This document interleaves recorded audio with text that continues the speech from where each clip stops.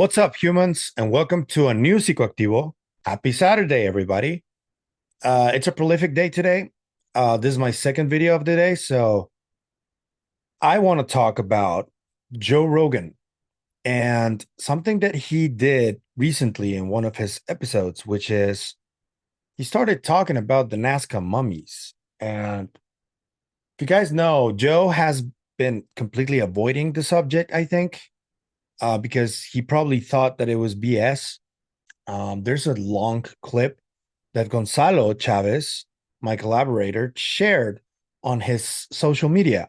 It's a 28-minute clip. I'm not going to play that at all.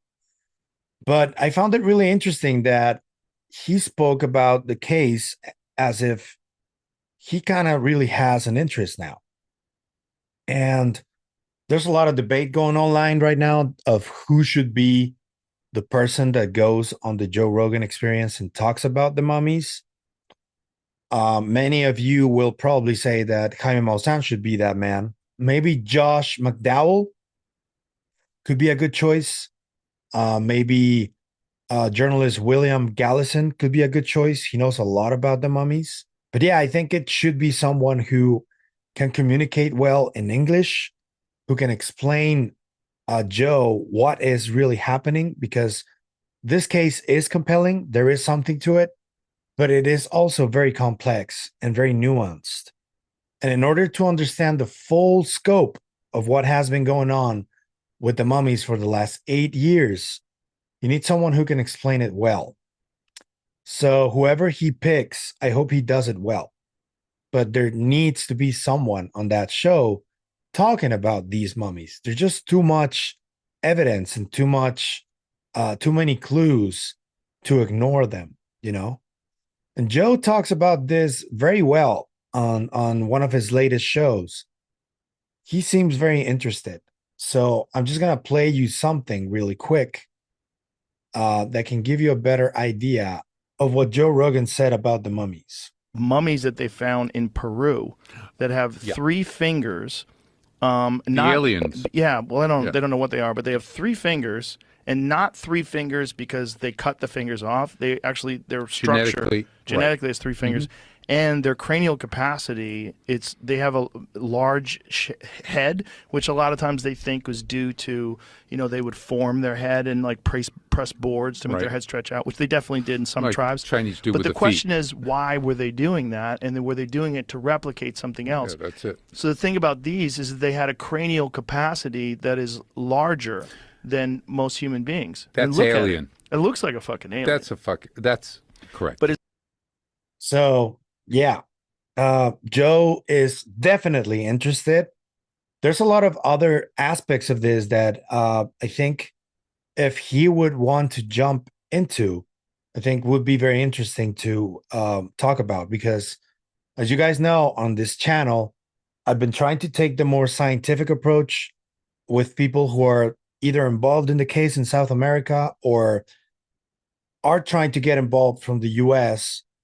And for me, one of the most compelling testimonies about this comes from Dr. Celestino Piotti and researcher and explorer Thierry Jamon, who, if you guys don't recall, he is the one who runs Incari Institute in Cusco, Peru. He's the first one who got a hold of these bodies. Then Jaime got a hold of some others alongside Joyce Mantilla. But I think Thierry also has a lot of credence to all of this. That's what I think. I think those are the people that should be paid attention to. Dr. Piotti is an anthropologist, as you guys know, who testified in Mexican Congress and said that based on the craniometry measurements of the smaller bodies, who Joe claims and said that they're not real, there's a lot of debate on that. But Piotti said in Mexico's Congress that based on the craniometry measurements of the smaller bodies, these beings are from the future. Let me repeat that. Dr. Celestino Piotti said during that Mexican Congress hearing that the smaller bodies' craniometry measurements tell him that these bodies are from the future. I will be very brief in what I'm going to tell you. I will narrate and then I will share with you the result of what I investigated in these cases of the Nazca mummies. I always want to clarify that I started my investigation strictly from the scientific method applied to medical science, meaning the scientific method where I have no chance to alter the results, which are purely mathematical and not subjective. Whether I like them or not, I simply have to adhere to the scientific method. So I resorted to profile skull x-rays, enlarged them, and introduced a series of angles, triangles, polygons, anteroposterior lines, etc. And I measured them. The result gave me a purely arithmetic answer. I got numbers. After that, I retrieved measurements that I had saved from the time I presented my thesis in 2001, where I was able to demonstrate that there are a series of different sexual dimorphisms in men and women based on the humerus and sacrum bones, which are different in men and women. So those indices that I had saved in my thesis, I compared them with these and I found something very curious, which was not something completely opposite from one to the other, from humans to these beings that we don't know, but a very close zone to them. So if you have a ladder where you want to add one more step, the results of these beings perfectly allowed me to add one more step to the evolutionary scale of man. Then I also compared it with the theory of evolution that I proposed, opposed to Darwin's, which I called the Guardian theory in 1980, and I got the same results. After that, I was able to determine what type of brain these people would have had, and I am already calling them people. Why? Because the final numerical result I get is that they are not individuals of the past or the present, but they are from the future. So, this means that these two beings, Maria and these 60 centimeters tall beings, should have existed in the future and not in the past 1000 years or 1700 years ago. The scientific method cannot answer me, therefore I cannot do it either. Why do they appear in the past and instead of appearing in the future when our current human species is disappearing? So Maria would be the last link of our human species that is evolving into a new species. Therefore, Maria would have part of her human genetics and part of her different genetics. In contrast, the shorter beings would be entirely from an evolution of a species that will come after us. In summary, they would be our descendants. I will leave it here. I don't want to keep talking. I want you to share it with me and think very carefully about what I just told you. That's all.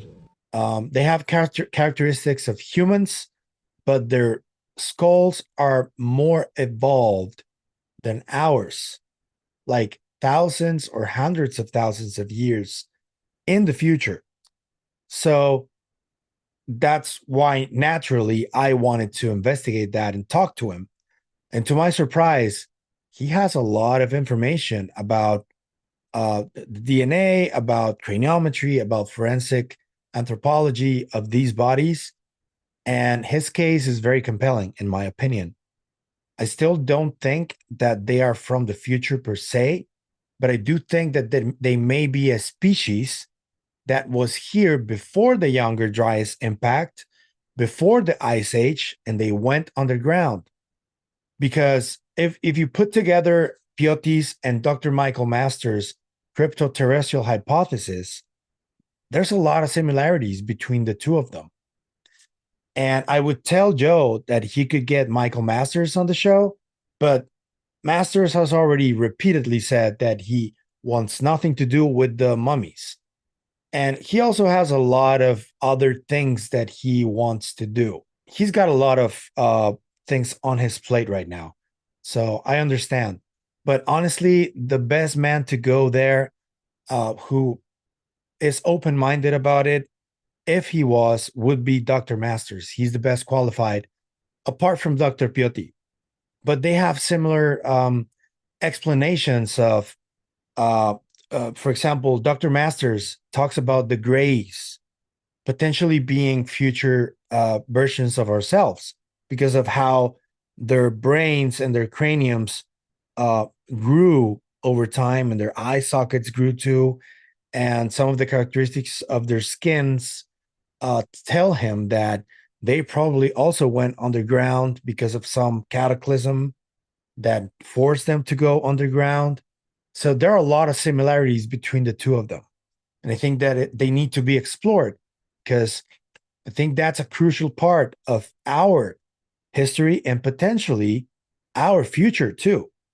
So Joe, I don't think you're going to see this. Honestly, this is a very small channel, but I would advise you to get somebody who has a scientific framework, or at least has been speaking to scientists who can talk to you about this, because you seem interested.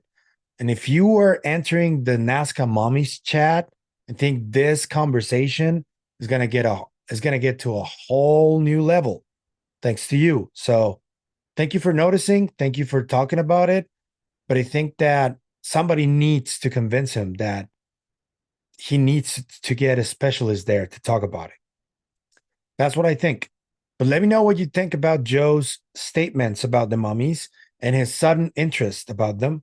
What does Jeremy Corbell think about this? He's a really good friend of Joe's. And as you guys remember, he absolutely shed on the mummies on the TMC documentary and on Jaime too. So maybe he's not listening to Jeremy anymore. I don't know. Just a thought. But yeah, let me know what you think. If you like the content you see, please like, share, comment, subscribe, hit the bell icon so you can get notified when a new video drops. If you want to support the channel in any other way, there's a bunch of links in the description and a members channel. And please remember, if you want to support me in other means, the KGRA radio website, I'm going to leave it in the description, has the Psicoactivo podcast audio files, and their Twitter account has the videos there too. So if you want to support me there, feel free to do so. There's a subscription there too. But yeah, that's all for me. Let me know what you think about Joe's interest in the mummies. What do you think might happen if someone gets in there and talks about it in a serious manner? Do you think it would move the needle with this specific case? I want to know. Let me know everything. And that's it for me today, for this video at least.